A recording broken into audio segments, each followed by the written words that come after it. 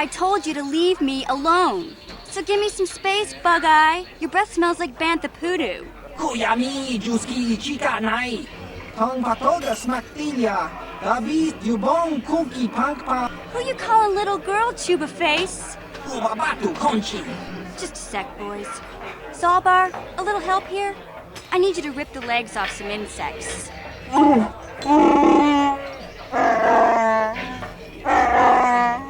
Quit complaining. You can finish eating later. Besides, you need the exercise, so get over here.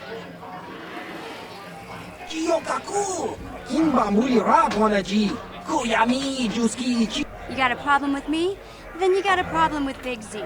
So unless you want to take on my furry friend, I suggest you greenies hop on out of here. A long, long time ago, in a galaxy far away, actually on July 16, 2003, Bioware shook the RPG genre with the absolute critical success that was Star Wars Knights of the Old Republic. This game was like nothing we had ever played at the time, and quickly became the blueprint for a Bioware RPG. While they weren't the first to do it, they might as well have been the first ones to invent the Star Wars legacy canon with this game. KOTOR was a masterclass in storytelling and character design in video games as well, and nothing exemplified this more than the companions. All of them were top-notch and showed off what BioWare's writing staff was capable of. From my favorite, HK-47, to Zalbar, you were sure to have favorites, and even the ones you don't like will still hold a special place in your heart. As most are aware, the game was just incredible and still easily holds up today. But alas, no game is perfect, and Knights of the Old Republic has its faults. But among these faults is one that I've always had a seething hatred for, and it revolves around the great follower Mission Bayo. Knights of the Old Republic was among the first great RPGs to really implement a morality system, which was almost necessary for any Star Wars RPG like KOTOR.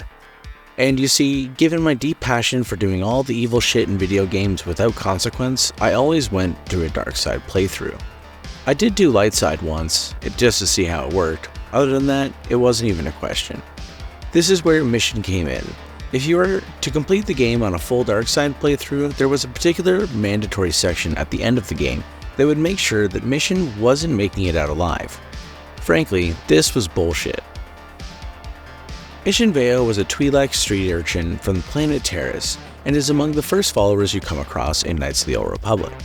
Oh, and she's 14 during the events of the game, so you can imagine my dismay when, at the literal end of my playthrough, the game forces me to kill her.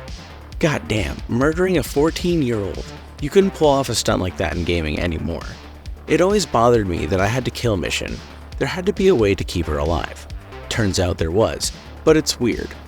Thankfully, I came across a guide not too long ago that lays out the pathway to keeping Mission alive, and so it was that I set out on a mission to save Mission.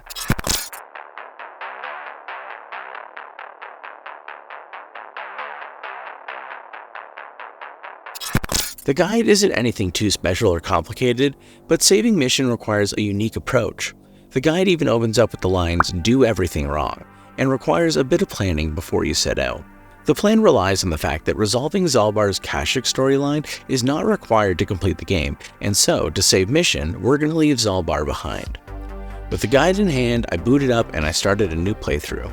Thrust into the Endar Spire, I quickly made my way through the tutorial to the escape pod and then on to Taris. Once Karth and I touched down on Taris, I participated in some arena fights. Played a little Pazak, and acquired some Sith armor, then made a beeline to the lower city cantina, where I would meet Mission and her Wookiee companion Zalbar.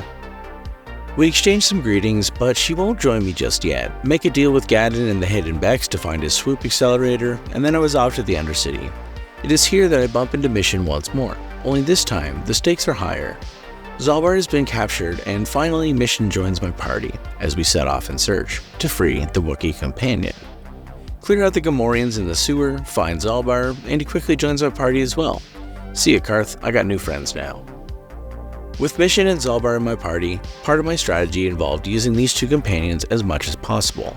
In order for this whole thing to work, I needed to keep my followers low level while ensuring Mission hits 20. This will help in the final showdown. So with the Twi'lek and the Wookiee in my party, the swoop accelerator in hand, I return to Gadon, and it's off to the swoop race to save Bastila.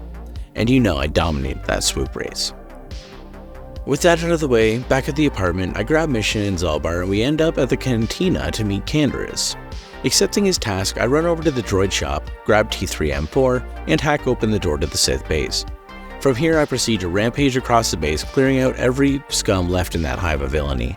You will never find a more wretched hive of scum and villainy. We must be cautious. And snag the launch codes. As soon as we hand them to Taris, we're off to Davik's place to hijack the Ebon Hawk. It isn't so smooth, as most know, as we clash with Davik and Calo Nord just before the Sith bombard the ever-loving shit out of the surface of Taris on Darth Malak's command. Thankfully, we all board the ship and hightail it out of there before becoming one with the rebel. From here, the team sets their sights onto Dantooine. To be honest, the first trip to Dantooine wasn't entirely eventful. I became a Jedi against my will, a good excuse to become a Sith in due time. I completed all the side quests with Mission and Zalbar, clearing up the Mandalorians and finding some strange chick's lost service droid. I also deal with Juhani the best way, the only way, silencing her forever. I probably did the Enclave a favor, as now she can't poison the minds of her fellow Padawans. Anyway, by the time I found the star map on Dantooine, I was already pretty deep on the path to the dark side, and soon after, I was presented with a choice. Now on a quest for the Starforge, we had to refine the remaining map pieces, piecing together the location of the forge. Korriban, Kashyyk, Manaan, and Tatooine were on the list. Following the guide, the only critical thing in saving Mission was to leave Zalbar on Kashyyk, with this question of leadership unresolved. I decided to save that planet for last, and settled on Tatooine for my first destination.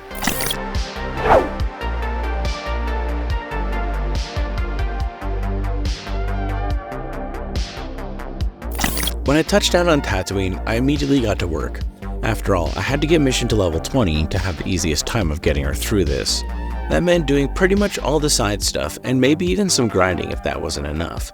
And so I went straight to the swoop races, beating them all with ease, got my Zerka contract for the Sand People sticks, and went out toward the Dune Sea. Before I left, however, I paid HK-47 a quick visit to say hello. However, considering he is an optional companion and would only impede my chances of saving Mission, he would be staying here in Buddy's droid shop.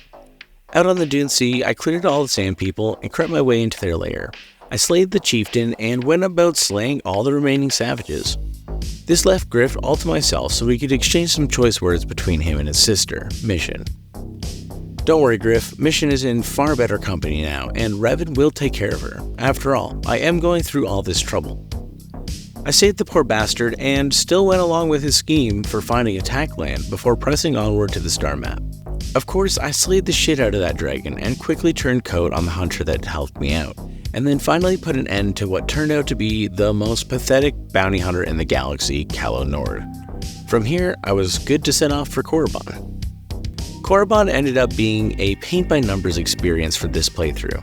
There was nothing particular I had to accomplish here in regards to saving missions, so for the most part, I was just going through the motions. I did all the side stuff, which there wasn't much of, finding some spice for Erodian, and exploring all the tombs, killing the protection of a long-dead Sith Lord. Considering I was on a full dark side run, you know I conspired with Uthar Ban to overthrow Uthar, only to betray both of them when I collected the star map, the only acceptable choice, as no Sith could even conceive of standing up to Revan. This also ends up being the most entertaining part of my stay on Korriban, as I subsequently went on a massacre of the Sith Temple, leaving no soul left to tell the tale. After this, my next stop on the quest for the star maps would be Manaan. As you could guess, like many, Manaan is my least favorite planet on KOTOR. I'm sure it is beautiful, and the Selkath are nice people, but the ocean's not for me, and these underwater suit sections are totally insufferable. Nonetheless, I got it done. Like Korriban, there was no conditions I had to satisfy for the guide, so I just went about being my evil self, doing all the side quests and searching for this piece of the star map. Starting out, I went straight to the Sith base via the hangar and the secret entrance. I cleared the scum from the base, finding the young Selkath, whom I promptly killed, obviously. As I emerged from the base, past the pile of corpses, the Selkath would arrest me immediately. For the trial, I fired my attorney, showed the court my proof that the Sith were training younglings in the way of the dark side, and they dropped everything, no further questions asked. Swift justice, if I do say to myself. After all that bullshit, it was time to find the star map at the illegal Kolto mining facility. After taking the submersible to the facility and discovering the Cellcath had gone crazy, I went on an unnecessary rampage, decimating the aliens and droids on my path until I got to the underwater section. Thankfully, I collected the sonic emitters so the sharks wouldn't be an issue. That didn't make the section any less annoying though. I'm sure I'm overreacting, but this movement speed is god-awful. Anyway, I found out from the scientists in the facility that there were two options to deal with the massive shark blocking the star map. I could destroy the equipment, scaring it off, the obvious light side decision, or I could dump a toxin into the filtration system and poison the giant fish. The correct choice was obvious. I poisoned that dumb fish and I collected my star map. Upon my return to the surface, the authorities of Manaan were pissed and arrested me again, subsequently banning me from the planet. No matter though, it was off to Kashyyk for me. On my way to the forest planet, I crossed paths with and was abducted by the Imperials aboard the Leviathan. Under the command of Malik, before we were captured, we set a plan in motion where Mission would be the one to set the rest of the Ebon Hawk crew free. And let me just say, it went off without a hitch. We rescued the team, defeated Karth's old commander, and clashed briefly with Malik. After this clash, or in the midst of it, Malik kidnaps Bastila in hopes of making her his new apprentice, akin to the way the Jedi kidnapped Revan. Of course, as many are aware, this is the point at which it's revealed that the player is actually Revan, one and the same. This was a shock to everyone, especially Karth. What a loser. But thankfully, Mission still stood loyally beside me, and our friendship remained intact. With all that dealt with, it was truly time to find the star map on Kashyyk. We touched down, and I brought along Big Z and Mission, and headed toward the Zerka base. In regards to saving Mission, there was a critical step that had to be completed, or uncompleted depending on how you look at it. And this step was that Zalbar's squabble with his clan had to remain unresolved. In order to save Mission, Big Z had to stay on his homeworld, and his dispute with his brother would hang in the balance. While there's no real resolution this way, once everything is said and done, we can all envision Mission coming back to set things right with Zalbar, and in my mind, Revan, while being completely evil, would respect Mission and Z enough to do this for them. Hell, if the game was programmed in such a way, I'd do it myself.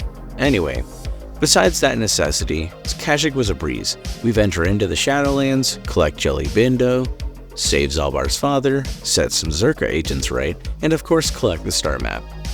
With the map complete, the Ebon Hawk crew would set forth to take control of the Starforge and defeat Malik, that poor bastard. Before I took off toward the mysterious planet, something didn't feel quite right. Like something was unresolved, and it wasn't the drama on Kashyyk. The fact of the matter is that even more than Mission and Bastila, HK-47 is my favorite companion. And technically, acquiring him is legend canon, so you know I had to pick him up before the point of no return. It was only right that I save HK2, so I did.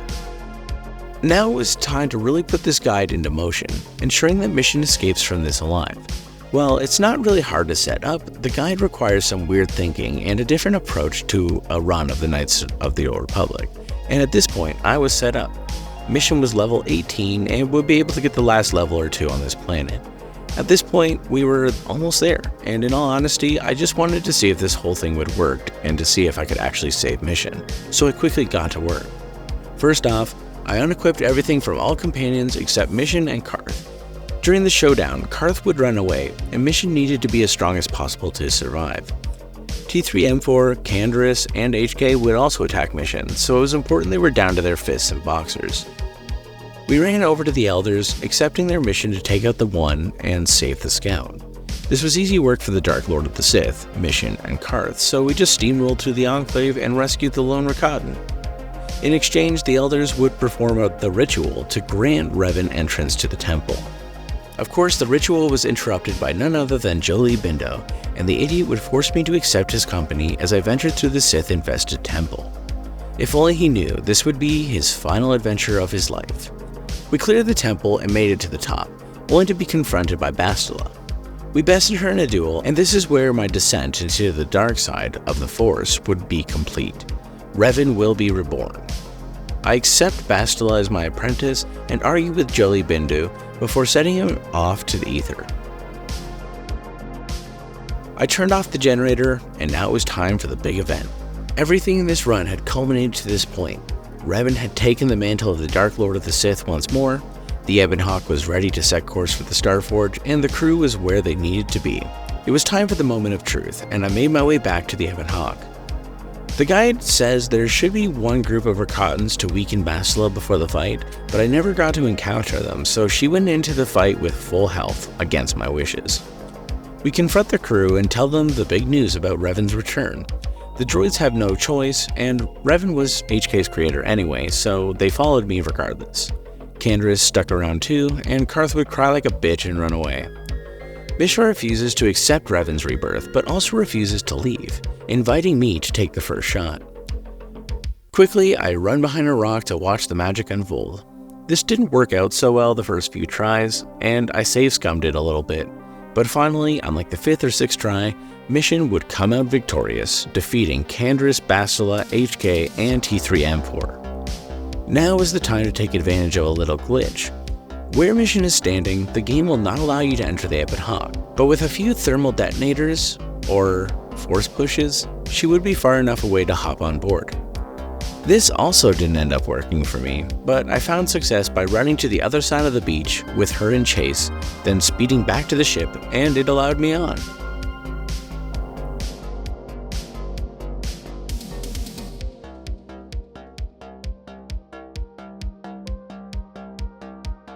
While this is far from satisfying, that was basically it. Mission was technically alive, and stranded on the Rakatan planet with Karth. There's no closure, and the game still thinks you killed her, so you won't get any explanation to her outcome. It's all headcanon from here on out. After this encounter, the crew goes to the Starforge, killing a metric fuckton of Sith and droids before confronting Malak. I expected to drain life and kill Field early, so this fight was, well, awesome. A total joke. Malak met my lightsabers, and the Republic fleet fell to Bastila's battle meditation, and it all came to a close. What an adventure. Impossible. I cannot be beaten. I am the Dark Lord of the Sith. Yes, I cannot deny it any longer. You are the one who deserves to be the Dark Lord. I'm going to end this video with a bunch of my own thoughts regarding the operation to save Mission, with the first one being, I like this outcome a lot more than the intended one. Mission is an amazing character, and with Revan from basically the beginning. It sucks that she doesn't join him in the end of a dark side playthrough, but at the very least she doesn't deserve to die. Which outlines a whole other thing, the fact that Bioware, let alone any other developer, could never pull this off today. There's no way the masses would be accepting of the player killing a 14-year-old, and cancellation would surely be imminent, whether it was tasteful or not. I understand that Bioware making this narrative decision brought a lot of weight to the decision making, but I do believe they should have programmed some way to actually save her without glitches and weirdness, and thus still providing closure to the decision. The death of Mission Veo was a sign of the times, and at least in my case, stuck with me ever since I beat KOTOR for the first time as a kid. That was the one satisfying thing about this run. I finally found some solace in discovering an unintended way to actually save one of my favorite characters, while still going on the path that I wanted to. It's weird that killing a 14-year-old is such an issue for me, considering as the Dark Lord of the Sith, Revan would massacre millions of all shapes and sizes. But this was Mission, I guess, and I felt she just had to be saved. As I said earlier, this choice brings no closure, and that, I mean, there's no narrative explanation of how this all plays out, unlike the light side playthrough. Even the canon dark side playthrough is relatively vague and ultimately unsatisfying narratively. This is surely because male light side Revan is actually canon in the Star Wars universe, and therefore was given much more focus and definition. If you decide to save Mission yourself, in the lack of narrative explanation, all you're left with is your headcanon. This isn't all bad, and I'm sure there's some fanfiction out there regarding it, but it gives the players a real chance at filling the blanks of their own. I like to think that after defeating his old traitorous apprentice, Revan rushes back to pick Mission up from the planet he stranded her on.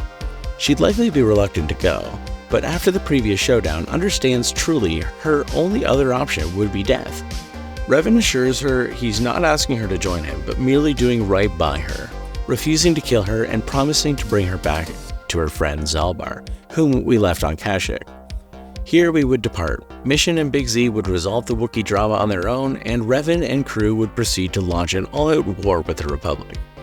It's not amazing writing, I know, but at least for me, this is a lot more satisfying than what we really got in the base game, and ties up some loose ends, providing a more cohesive narrative to the saving mission playthrough. Anyways, with all that said, let me know what you thought of this playthrough, and maybe whether you're going to try it yourself.